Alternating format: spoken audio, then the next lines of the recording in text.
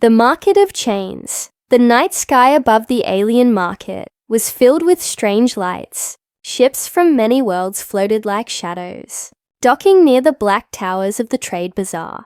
Voices echoed through the cold air. Voices of lords, merchants, and hunters, all gathering for one reason: slaves.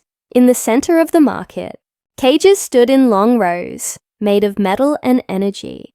Glowing with a cruel blue light, inside the cages, creatures from across the stars sat in silence, some beaten, some crying, some too broken to move. The market called them prizes, but they were lives stolen from their homes. The guards laughed as they walked past, holding long shock sticks, reminding every prisoner of their place. Among the cages was a girl, her skin bruised, her eyes dull, her hair tangled. She had no name, no voice that anyone cared to hear. To the aliens, she was not a person, she was a product. They called her a pleasure animal, as if stripping her of humanity would make her easier to sell. She had been passed from master to master, always treated like an object, always locked in silence.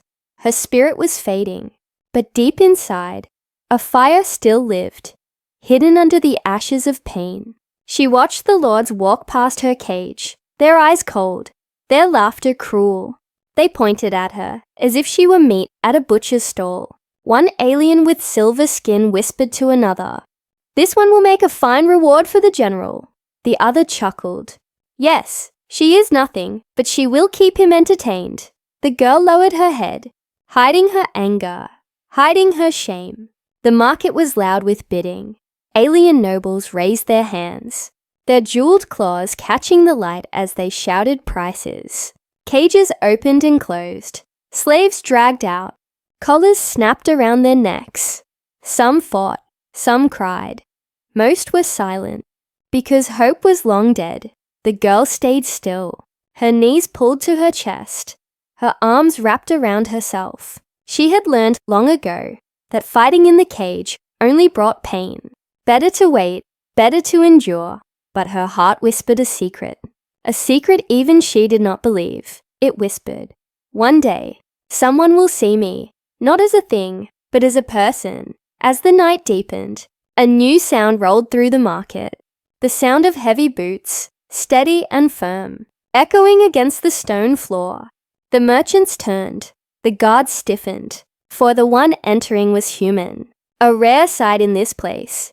Humans were known as fighters, as wanderers, as dangerous outsiders. The man who entered wore a long dark coat, his face scarred, his eyes sharp. He walked with the weight of battles behind him, a soldier who had seen too much death. His name was Captain Elias, though few in the market cared. To them, he was just another customer with money to spend. But Elias was not there for pleasure. He was searching for information, searching for a clue about the war that was brewing on the edge of the galaxy. Still, as his eyes scanned the cages, he felt a heaviness in his chest. He had seen slavery before. He had seen broken men and women sold like animals. But here, the cruelty was sharpened into a spectacle. He kept walking, but then he saw her, the girl in the cage, sitting in silence, her head bowed, her body trembling. For a moment, Elias froze. He did not see a slave. He did not see an animal. He saw eyes that once held fire, a soul crushed but not destroyed. And against all reason, his heart shifted. The merchant beside the cage grinned, his teeth long and yellow. "Ah, human captain, you have a fine eye. This one is a special prize. Trained for pleasure.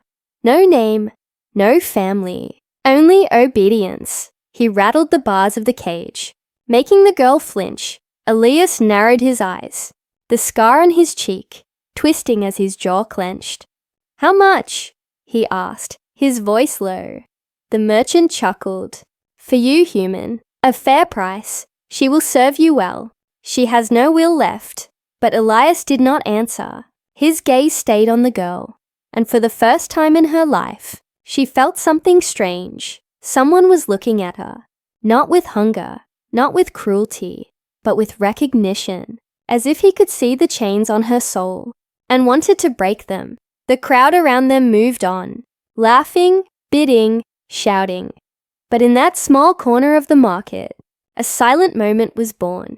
The girl lifted her head, her eyes meeting Elias's for the first time, and though no words were spoken, something passed between them.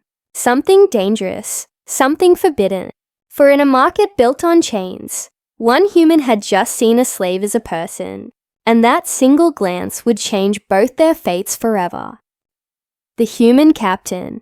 The market gates closed behind Captain Elias with a low metallic growl. The air inside was thick with smoke, spice, and the sour stench of fear. Merchants shouted from every corner, their voices colliding like thunder. To most visitors, this chaos was normal, but Elias did not come for the normal. His mission was hidden, carried in the silence of his steps. He was searching for whispers, secrets of a war rising in the shadows of the galaxy. But fate had other plans, waiting for him among the cages. Elias was no ordinary man. He was human, and humans in this part of space were rare, feared, and sometimes hated. Alien rumors called them stubborn, violent, impossible to break. Some called them a species born of fire. Elias carried that fire in his eyes, though now it burned low, hidden behind years of scars. His coat was torn from battles, his boots heavy with dust from dead worlds. Every line on his face was a memory, and none of them were kind. As he walked past the cages, the crowd gave way with uneasy glances. The tall lords with silver skin whispered. The insectoid guards hissed. They did not trust a human in their sacred trade. But Elias paid them no mind. His gaze moved sharply, studying every detail. Each cage was another story of cruelty. Each prisoner, another life cut short. His jaw tightened, but his face stayed calm. Elias had learned long ago that anger was a weapon best hidden until the strike. Then his eyes stopped, not on a warrior, not on a beast, but on her, the girl in the cage, knees pulled close, hair tangled, her silence deeper than the others. At first glance, she seemed broken like the rest, another body waiting to be sold. But Elias saw something different in the shadow of her eyes. There was a spark, small, buried, but alive. It was not submission, it was resistance. Quiet and dangerous. Elias had seen that look before, on battlefields where soldiers refused to die. A look that whispered, "I am not finished yet." The merchant noticed Elias's attention and hurried forward. "Ah, Captain, you have sharp taste. Yes, this one is rare. A pleasure animal, trained, obedient, silent. She will never fight you. Never complain." He tapped the cage with a metal rod, making the girl flinch. "She has no name, no past, no future, only service," the alien said with a grin. Elias's hand twitched at his side, but his voice was calm, almost cold. "How much?" he asked, not out of desire, but decision. The merchant laughed. "For you, human, a price worth every coin. You will not regret it." But Elias was not listening to the alien. His eyes stayed locked on the girl.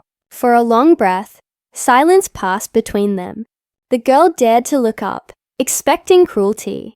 But finding something else, she saw no hunger in Elias's eyes, no greed, no mockery. She saw recognition, as if he could see the chains on her soul. And in that moment, confusion broke through her numbness. Why would a stranger, a human of all people, look at her as if she was alive? Her heart pounded, and she quickly lowered her head again. Afraid of hope, Elias turned away for a moment. Scanning the crowd, he knew the risk. He knew that buying her would paint a target on his back. The lords did not forgive when their property was taken, and yet something stronger than caution pulled at him. This was no simple mission anymore, no simple trade of coins. It was a decision that would change the path of his life. He reached into his coat, pulling out a pouch heavy with credits.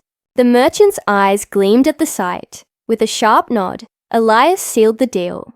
The cage hissed open, the girl stepping out slowly, her legs weak from long confinement. She waited for the command, for the strike, for the collar around her neck, but instead, Elias removed his coat and draped it over her shoulders.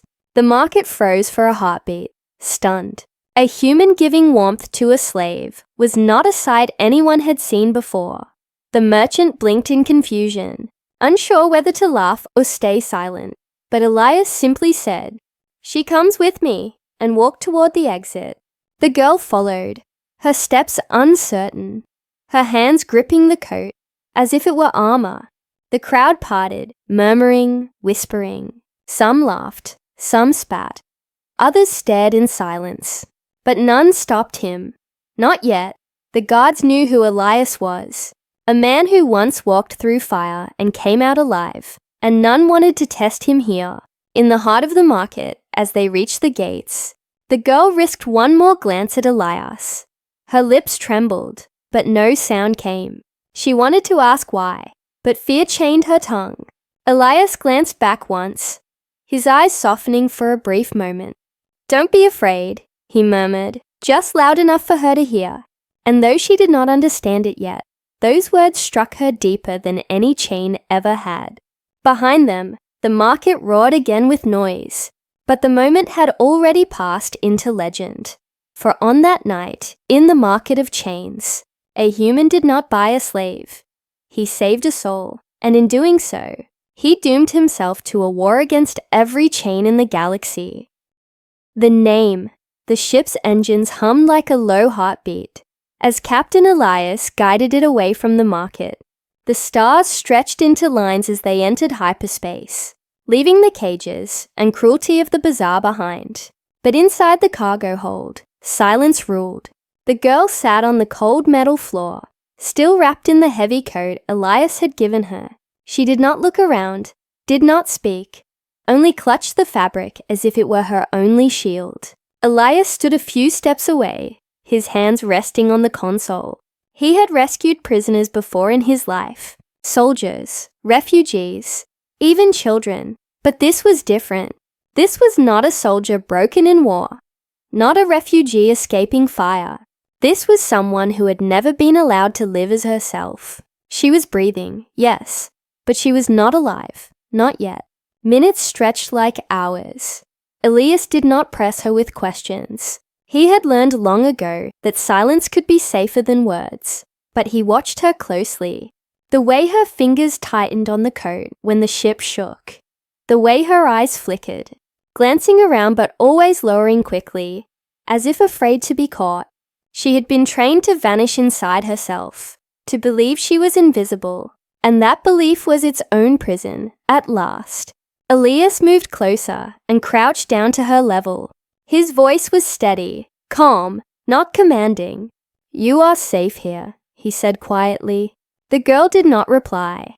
Her lips pressed tight. Safe was not a word she trusted.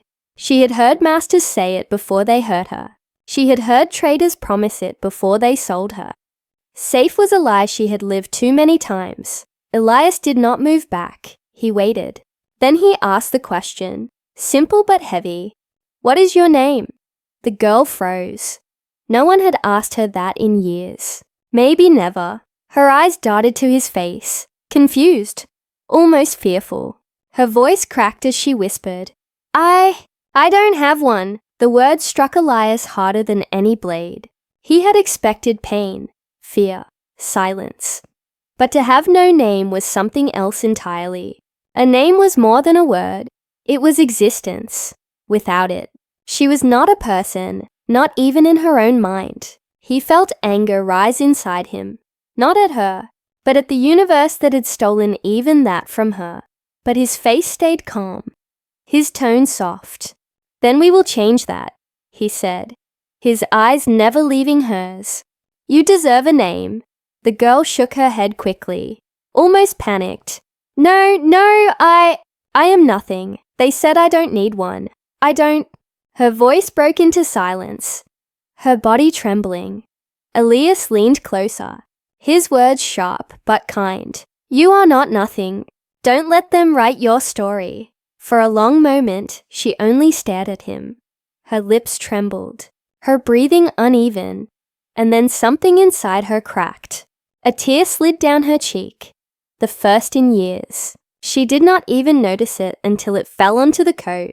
The sound of her quiet sob was so fragile it could have broken with a whisper. But Elias did not turn away. He had seen soldiers cry in the dark of war.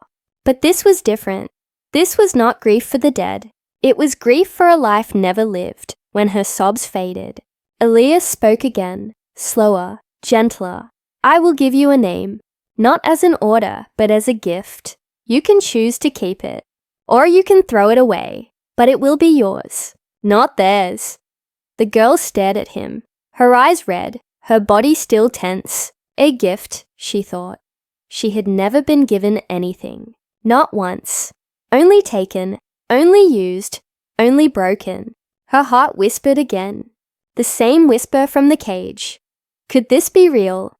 Could this man mean what he said? Elias looked at the stars through the viewport, then back at her. Lyra, he said softly. The word floated in the air between them, glowing like starlight. It means song, something beautiful, something that cannot be caged. Her lips parted, as if tasting the sound. Lyra, she repeated, her voice barely more than breath. For the first time, the word belonged to her, not forced, not stolen, but given freely. The moment was small, but inside her chest, it felt vast. Her heart, which had been silent for so long, beat harder. The chains around her spirit cracked. She touched the coat tighter, whispering the name again. Lyra. It was fragile, but it was hers. And in that single word, her soul began to shift. Elias gave a small nod, satisfied, not because he had saved her, but because she had taken the first step towards saving herself. He stood and returned to the console, adjusting the ship's course. Behind him, the girl, Lyra, lifted her head a little higher than before. The stars outside seemed different now, not prisons of light, but roads waiting for her to walk. And though danger would soon follow them, though the galaxy would not forgive what Elias had done, a quiet truth had been born in the dark hold of the ship. She was no longer a number, no longer an object. She was Lyra, and for the first time in her life, she was alive. The awakening. The ship drifted through the silence of deep space, its engines humming a steady rhythm.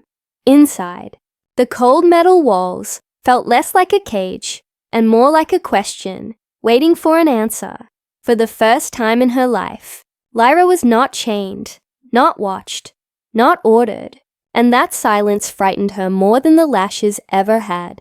She sat at the edge of the bunk Elias had given her, still clutching the coat he had wrapped around her shoulders. It smelled of smoke and metal, but also of something else, something steady, safety. The word still felt strange on her tongue, like a shape her mouth was not used to making. She whispered it once, just to test it, but no sound came, only breath. Elias left her alone most of the time. He moved through the ship like a ghost, checking systems, adjusting the course, sending out encrypted messages.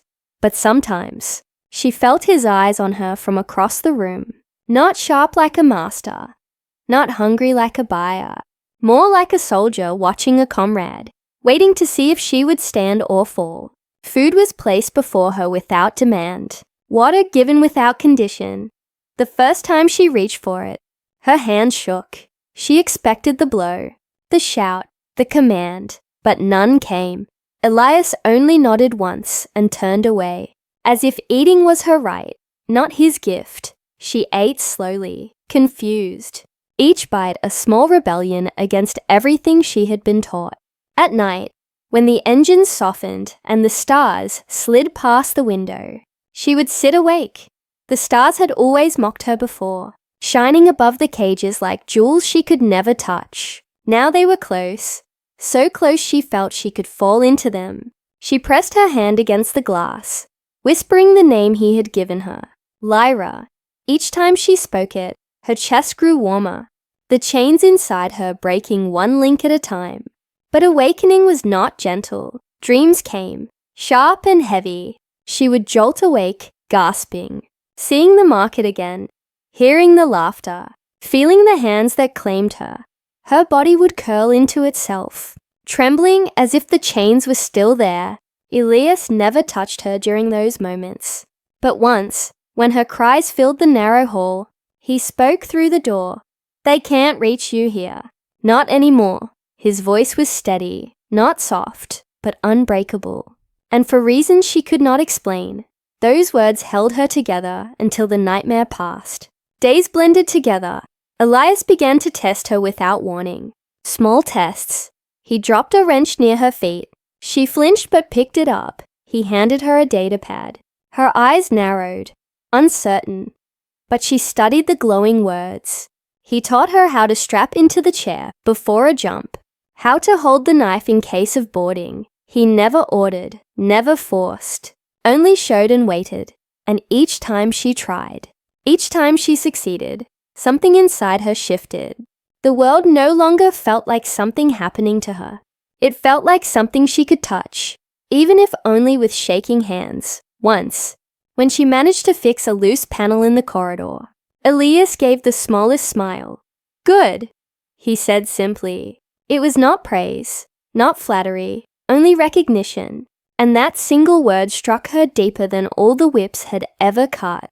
She was not invisible here. She was not nothing. She was Lyra, and she was learning. Still, shadows lingered. Sometimes she caught her reflection in the steel walls and saw not a girl, but the animal they had forced her to be.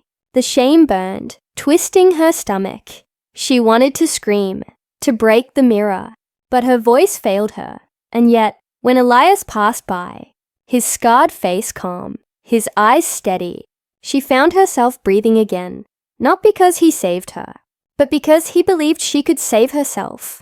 The turning point came one quiet evening. Elias sat at the console, adjusting the course. Lyra stood behind him, holding a datapad he had given her, struggling with the strange symbols. Her lips moved, whispering the sounds, stumbling, failing, trying again. Finally, a small laugh escaped her, a sound so soft it startled even her. Elias turned, his eyebrow raising. "What?" he asked. "I read it," she whispered, her voice trembling but proud. Her eyes lifted to his, and for the first time, they did not lower. For the first time, she let him see the spark inside her, uncovered, alive. Elias gave a slow nod, the faintest trace of approval in his scarred features. But in that moment, Lyra felt taller, stronger, not because he approved, but because she had done it. The girl from the cage was still there, but she was changing. Piece by piece, pain by pain, she was awakening, and as the ship cut through the endless dark of space, Lyra began to wonder what else was waiting for her beyond the stars. Not chains, not cages, but choices. Danger would come. She could feel it in the cold pull of the universe. But for the first time, she was ready to face it, not as an animal, not as nothing, but as Lyra, the girl with a name, and the fire in her eyes was only just beginning to burn. The hunt. The galaxy never forgets a broken deal, and the market of chains never forgives theft. By the time Elias's ship left hyperspace and drifted near the silent edge of a nebula, whispers had already spread.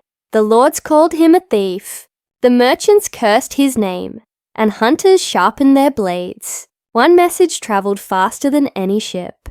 A single order sent across the stars. Find the human. Take back the girl. Lyra did not know it at first. She thought the silence of space meant safety. But Elias knew better.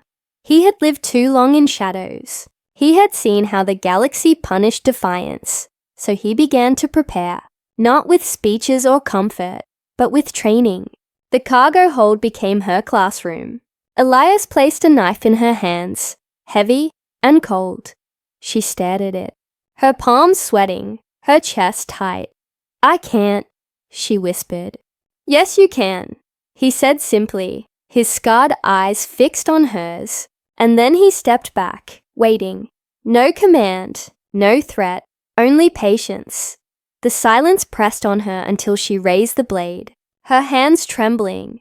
When she finally swung, clumsy and weak, Elias only nodded.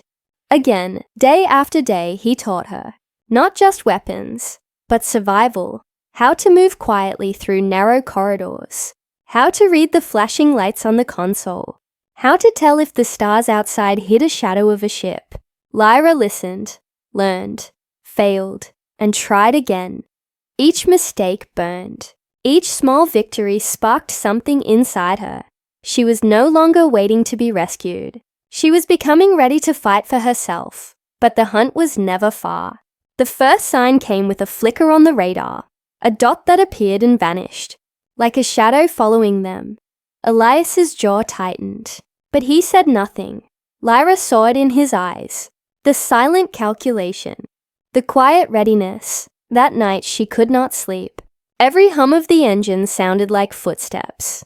Every creak of the hull sounded like chains closing in.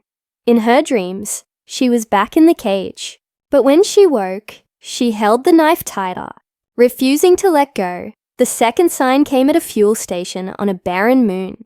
The merchant there smiled too much, asked too many questions. Elias traded quickly, his hand never leaving the blaster at his hip. When they left, Lyra asked, "Why did you hurry?"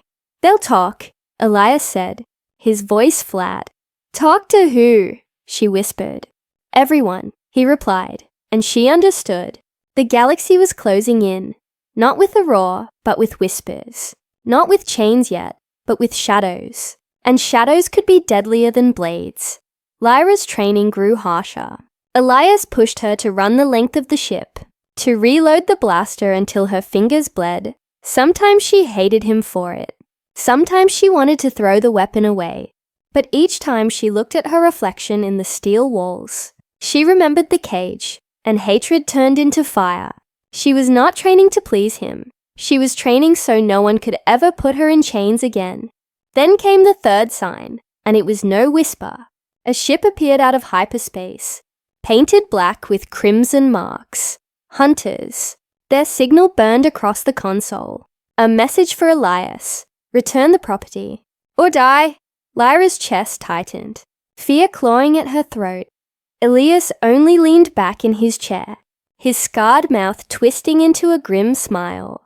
"They found us," he said, his voice calm. Lyra gripped the knife at her side, her hands shaking. "What do we do?" she asked, her voice small. "We make them regret the hunt," Elias replied, and the engines roared. The chase began through the stars. Elias spun the ship into the nebula, clouds of gas swirling like ghosts.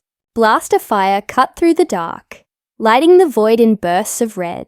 The hull shook. Alarm screamed. Lyra clung to her seat, eyes wide, heart pounding. "Strap in, stay sharp." Elias barked, his hands flying across the controls. The hunters closed in, their ship sleek and fast.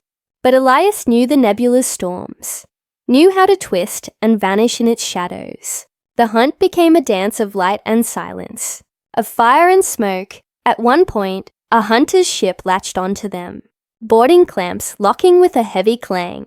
Elias tossed Lyra the blaster, his voice sharp. "Remember what I taught you." Her breath caught, her fingers froze. But then she remembered the cage, the laughter, the chains, and fire filled her chest. She raised the blaster, her hands still shaking but her eyes steady. The door hissed, shadows spilled in, and Lyra pulled the trigger. The blast echoed through the ship, and for the first time in her life, she fought back, not with screams, not with tears, but with fire. The hunters staggered. Elias moved like lightning, his blade flashing, his gun roaring. Together, they drove the intruders out, the clamps snapping as the enemy ship broke away. When silence returned, the ship was scarred but still alive. Lyra stood with the blaster in her hands, her body trembling, her ears ringing. But her eyes burned brighter than ever. Elias looked at her, blood on his coat, smoke rising around them. "You did well," he said simply. Lyra's breath shook, but a small smile touched her lips. not because she had pleased him, but because she had proven something to herself. The hunters would come again. The galaxy would not stop, but she was no longer prey. She was part of the fight, and in that moment, as the stars burned outside, the hunted became the hunters. The betrayal, the battle with the hunters, had left scars across the ship. Burned metal lined the corridors. Alarms flickered red and blue. But for a short time, silence returned. Lyra sat on the floor of the hold, the blaster still in her hands, her heart still racing. She had fired. She had fought. She had survived. And Elias, though silent, had given her a rare nod, the kind that meant more than any speech. But peace in the galaxy was a fragile thing, and sometimes the deadliest blade was not in the hands of enemies, but in the hands of those who smiled. 3 days later, Elias docked at an outpost, hidden in the shadow of a dead moon. It was a place he had trusted once. Long ago, their old contacts traded secrets, weapons, and rumors. If anyone could help them vanish from the hunter's eyes, it was here. Lyra followed him down the ramp, her steps still unsure but stronger than before. She wore no chains now, only the coat he had given her, tied tightly around her small frame. Inside the outpost, the air was thick with smoke and oil. Aliens of every kind watched them, whispering at the sight of a human captain and a girl at his side. Elias moved with quiet confidence, his hand never far from his weapon. Lyra stayed close, her eyes scanning, her fingers brushing the knife hidden under the coat. She had learned to trust nothing, to see danger in every smile. At the center of the outpost stood an old ally, Corin, a broad-shouldered trader with scales like bronze armor. He spread his arms when he saw Elias, his toothy grin wide. "Captain, it has been too long. I heard whispers. You had vanished into the void." Elias gave a small nod. "Whispers travel fast." Corin laughed, slapping Elias on the shoulder. "And true whispers too. They say you left the market with something valuable." His eyes flickered toward Lyra, sharp and curious. Lyra stiffened under his gaze, her hand tightening on the coat. Elias stepped slightly in front of her, his tone cold. "She is not for trade." Corin raised his hands in mock surrender. Of course. You know me, Captain. I trade information, not lives." But Lyra's stomach churned. Something in his smile felt wrong. It was too smooth, too easy. She remembered the hunter's words, the way merchants at the station had asked too many questions. The galaxy was whispering, and Corin was listening. They followed him deeper into the outpost, through corridors lined with flickering lights. Elias asked about safe routes, about shadow ports, about weapons. Corin answered quickly, too quickly, as if the answers had been rehearsed. Lyra stayed silent, her eyes searching, her breath tight, her instincts screamed. But she was afraid to speak, afraid Elias would not listen. Then the ambush came. The doors slammed shut, locking with a hiss. Hidden panels opened in the walls. Hunters pouring out with weapons drawn. Blades gleamed. Blasters hummed. The room filled with danger in an instant. Lyra gasped, stepping back. Elias's hand flew to his blaster, but Corin's voice cut through the chaos. "You should have stayed in the shadows, Captain. The lords pay well for stolen property." His smile was no longer friendly. It was sharp as glass. Betrayal. Elias fired. The first hunter fell, but there were too many. Blaster fire seared the air. The walls shook with the sound of combat. Lyra ducked, pulling the knife from her coat, her heart hammering in her chest. She saw Elias fight like a storm, moving with speed and fury. But even he could not stand forever against so many. A bolt of energy struck his side, and he staggered, his blaster clattering to the floor. Lyra's breath caught, her vision blurring with fear. Elias was hurt. For a heartbeat, the world froze. The hunters closed in, their laughter cruel. Corin stepped forward, smug, hand her over Elias. and maybe I'll let you live." Elias's hand pressed to his wound, blood staining his coat, but his voice, though weak, was steady. "Run!" Lyra, her heart twisted at the word. Run! The command she had heard all her life. The order of prey, of slaves, of the weak. But no, not anymore. The final choice. The outpost burned behind them, smoke spilling into the stars. Elias's ship groaned as it lifted off, metal scarred, engines trembling. Inside, the air smelled of blood and fire. Elias sat slumped in the pilot's chair, one hand pressed against his side where the wound still bled. Lyra knelt beside him, her hand shaking as she tried to wrap the bandage tighter. "Hold still," she whispered, though her own voice trembled. Elias gave a faint smirk. "I'm not the one shaking." She glared at him through her tears, her hands stained with his blood. The thought tore at her chest. He had saved her again, but this time it had cost him. Every breath he took sounded heavier, weaker. Her heart screamed that she could not lose him. Not now. Not after everything. The ship's alarms flickered, warning of more hunters in the area. Elias reached to silence them, his hand slow, his strength fading. "Listen, Lyra," he rasped, his eyes sharp even through the pain. "You don't have to stay. You can take the ship. You can run far away. Be free." His words cut through her like blades. Free?